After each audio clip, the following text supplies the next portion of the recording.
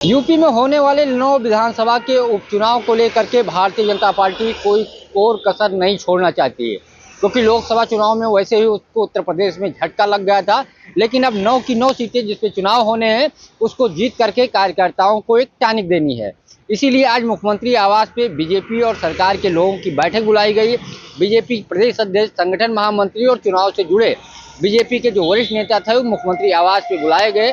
इसके साथ साथ सरकार की तरफ से मुख्यमंत्री, दोनों डिप्टी सीएम और उन मंत्रियों को बुलाया गया है जिनको उपचुनाव की संबंधित विधानसभा की जिम्मेदारी दी गई है।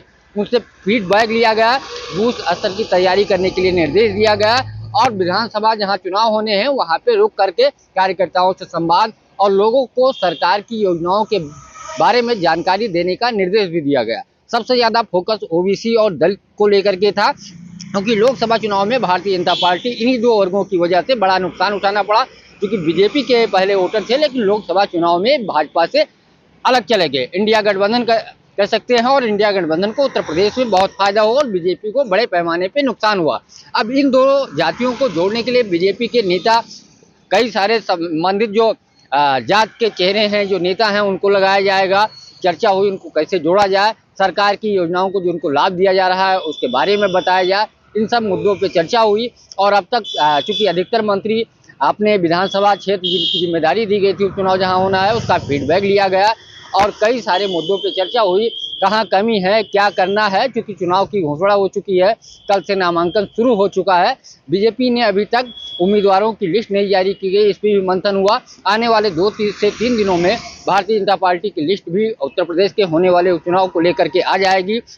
और खास तौर पे मिल्कीपुर पे भी चर्चा हुई, क्योंकि मिल्कीपुर विधानसभा कोर्ट में मामला लंबित होने की वजह से चुनाव नहीं हो पा रहा है। अखिलेश लगातार बीजेपी पे हमलावर हो रहे हैं सरकार पे कि उसने सर्वे कराया है और यही कारण है चुनाव आयोग के चक्कर में वहां चुनाव नहीं करा रही है।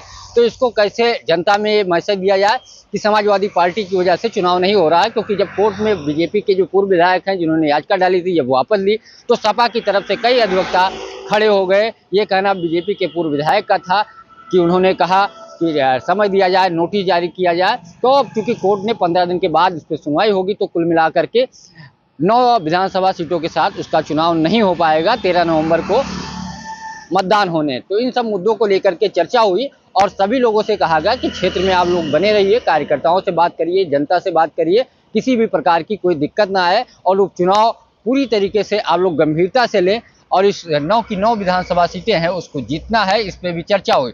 बीजेपी में बैठक में एक बड़ी चर्चा ये भी हुई कि 3 विधानसभा की जो सीटें हैं वो भारतीय जनता पार्टी मान रही है कि बहुत टफ है।